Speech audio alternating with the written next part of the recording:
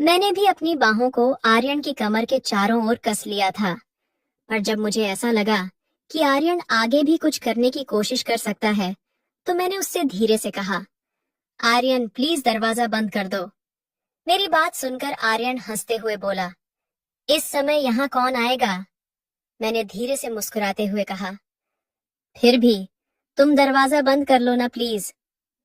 आर्यन ने मुझे छोड़ा और दरवाजा बंद करने चला गया। वापस आकर उसने फिर से मुझे अपने पास खींच लिया और जैसे वो मुझे अपनी बाहों में भरने लगा, तो मैंने धीरे से कहा, आर्यन लाइट भी बंद कर लो प्लीज। और फिर हेलो दोस्तों, आज की इस रोमांचक कहानी में आप सभी का स्वागत है। काफी देर एक दूसरे में समाये रहने के बाद जब सब कुछ हो गया, तो मैंने तुरंत ही आर्यन को पीछे हटने के लिए कहा। मेरा दिल जोरों से धड़क रहा था और मेरी सांसें भी बेकाबू होती जा रही थीं। मैंने जैसे तैसे खुद को संभाला और आर्यन को मेरे कमरे से बाहर जाने के लिए कहा। वो बिना कुछ कहे सर झुकाकर मेरे कमरे से बाहर चला गया। उसके जाते ही मैं कांपते हुए अपने बिस्तर से उठी और बाथरूम की तरफ चली गई। मेरा मन उलझनों से भर चुका था। मैं यही सोच रही थी कि एक शादीशुदा औरत होते हुए भी मैंने ये क्या कर दिया। एक शादीशुदा औरत होते हुए भी मैंने किसी और के साथ संबंध बना लिए थे, और वो भी मुझसे 10 साल छोटे लड़के से। यह सब सोचते हुए मेरा दिल बहुत जोरों से धड़क रहा था। मैं जैसे तैसे बस खुद को शांत करने की कोशिश कर रही थी। जो हुआ वह नहीं होना चाहिए था, लेकिन अब ऐसी परिस्थिति में मैं और कर भी क्या सकती थी। मैंने बाथरूम में खुद को साफ किया और खुद से एक वादा भी किया कि मैं अब से बहुत ही सतर्क रहूंगी। नहाने के बाद मैंने अपनी साड़ी पहनी, अपने बालों को ठीक किया और अपने बिस्तर पर जाकर लेट गई। पूरे दिन की थकान और उलझनों ने मुझे इस कदर थका दिया था कि मैं कब सो गई मुझे पता ही नहीं चला। रात के करीब 12 बजे हमारे मैनेडोर की घंटी बजी। मैं हड़बड़ा कर उठी और घड़ी की तरफ देखा तो घड़ी में 12 बज रहे थे। मैं जल्दी से दरवाजे की ओर बढ़ी और दरवाजा खोलते ही मैंने देखा कि सामने भावना खड़ी है और उसके साथ उसका छोटा बेटा चिराग भी है, जो लगभग 10 साल का था। भावना दीदी हमारी पड़ोसन है, जिसे हमारे घरेलू संबंध हैं। मैंने हड़बड़ा कर पूछा, भावना दीदी, आप इतनी रात को यहाँ क्या कर रही हो? सब ठीक तो है ना? भावना दीदी ने जवाब दिया, प्रिया, मेरे पापा की तबीयत बहुत ज्यादा खराब हो गई है। हमें अभी अभी खबर मिली है और हम तुरंत ही वहां जा रहे हैं। क्या तुम 2-3 दिनों के लिए चिराग को अपने साथ रख सकती हो? ये तुम्हें बिल्कुल भी तंग नहीं करेगा और हम जल्दी ही वापस लौट आएंगे। मैंने तुरंत कहा, कोई बात नहीं दीदी, यह भी तो आपका ही घर है। आप बेफिक्र होकर जाओ और चिराग की बिल्कुल भी चिंता मत करो। मैं इसका पूरा ध्यान रखूंगी। भावना दीदी ने चिराग को मेरे पास ही छोड़ दिया और जल्दबाजी में चली गई। मैंने दरवाजा बंद कर लिया और चिराग को लेकर अंदर आ गई। मैंने चिराग के लिए टीवी ऑन कर दिया और उससे पूछा, चिराग क्या तुमने खाना खाया है? वो बोला, नहीं आंटी, अभी नहीं खाया है। मैंने मुस्कुराते हुए कहा, अच्छा तुम तब तक टीवी देखो, मैं अभी तुम्हारे लिए खाना लेकर आती हूँ। मैंने खाना गरम करके टेबल पर रख दिया और चिराग को खाना परोस दिया। चिराग खाना खाने लगा और मैं भी उसके पास वाली कुर्सी पर बैठ गई। आर्यन ने अभी तक खाना नहीं खाया था और मैं खुद उसे बुलाने नहीं जाना चाहती थी। मुझे पता था मैं उससे आंखें भी नहीं मिला पाऊंगी। मैं यही सोच रही थी कि जो कुछ भी हुआ उसमें किसकी गलती थी, मेरी गलती थी या फिर आर्यन की गलती थी। कुछ देर बाद मैंने आर्यन के कदमों की आहट सुनी और उसके कदमों की आहट सुनकर मैं अपने विचारों से बाहर आ गई। मैंने बिना उसकी ओर देखे उससे कहा, आर्यन तुम भी खाना खा लो, मैंने खाना गरम कर दिया है। वो मेरे बगल वाली कुर्सी पर ही बैठ गया और चुपचाप खाना खाने लगा। मैं भी खाना खा रही थी, लेकिन मेरी नजरें बार बार आर्यन की तरफ जा रही थीं। मैं यही सोचती रही कि एक शादीशुदा औरत होते हुए भी मैंने ये क्या कर दिया। आर्यन ने खाना खाते हुए मुझसे पूछा, ये बच्चा कौन है? मैंने बिना आंखें मिलाए उसे जवाब दिया, ये भावना दीदी का बेटा चिराग है, उनके पापा की तबीयत अचानक बहुत खराब हो गई है, इसलिए वो उनके पास गई हैं और चिराग को हमारे पास छोड़ गई हैं। इसके बाद हम दोनों के बीच कोई बात नहीं हुई और आर्यन खाना खाकर अपने कमरे में चला गया। मैंने सारे बर्तन उठाए और किचन में रख दिए, फिर चिराग को लेकर अपने कमरे में चली गई और दरवाजा अंदर से बंद कर लिया। मैंने चिराग को अपने साथ ही लिटा लिया, क्योंकि वो एक छोटा सा बच्चा ही तो है। अगर मैं उसको अलग लिटाती तो शायद रात में उसको डर लगने लगता। चिराग मेरे बेड पर ही लेटा था और जल्दी सो भी गया, लेकिन मैं जाग रही थी। शाम की थोड़ी देर की नींद के कारण अब मुझे नींद नहीं आ रही थी। आज का दिन मेरी जिंदगी में एक नया मोड़ ले आया था।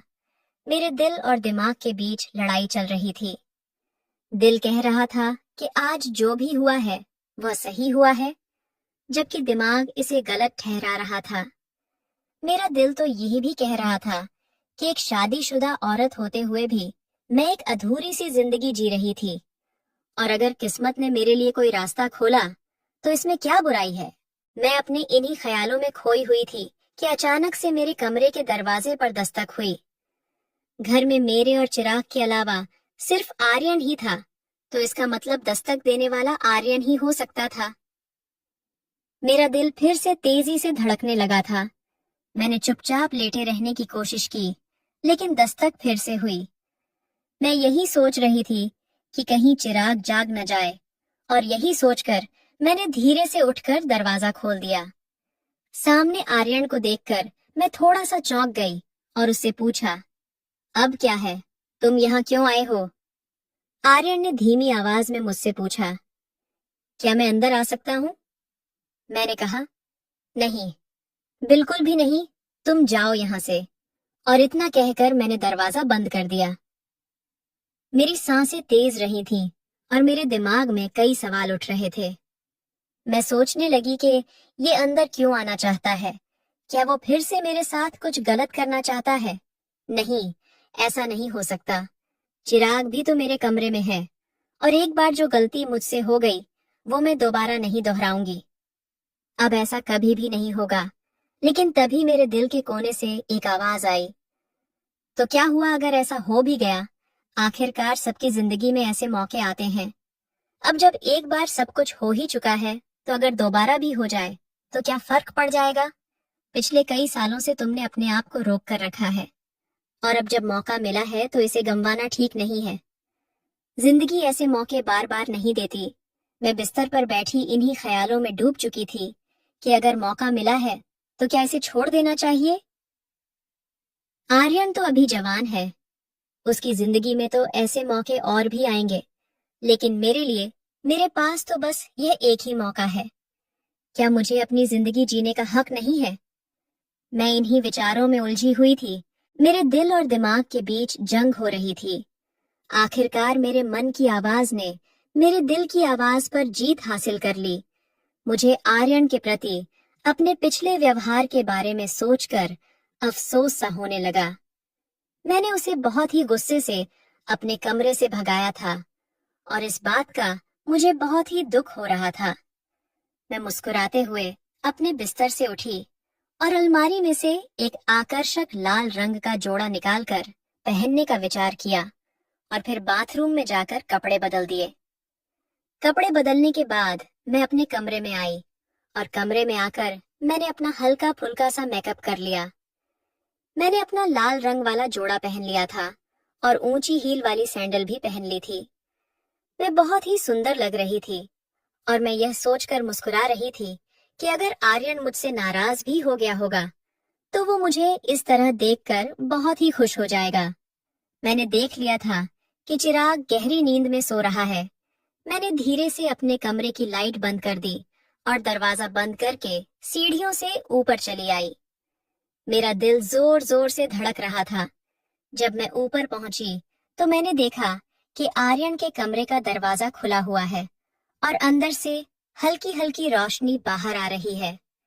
जब मैंने अंदर जाकर देखा तो आर्यन वहां नहीं था।